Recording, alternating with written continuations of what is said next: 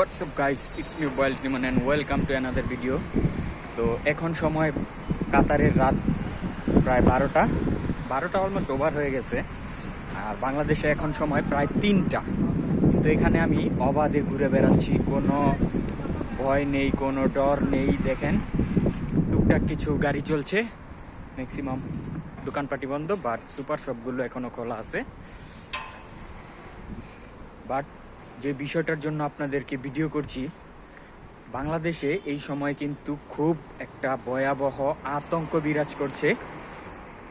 বিশেষ করে ধানমন্ডি, মোহাম্মদপুর, চিপাচাপা অলিগলিতে ছিনতাইকারী, চোর, ডাকাত খুব উৎপাত করছে। তো আপনারা সবাই সতর্ক থাকবেন, সব সময় সবাই সবার পাশে থাকবেন, একে অপরের খোঁজ খবর নেবেন, এবং যদি কোনো প্রকার কাউকে সন্দেহ মনে হয় অবশ্যই তাকে ধরবেন।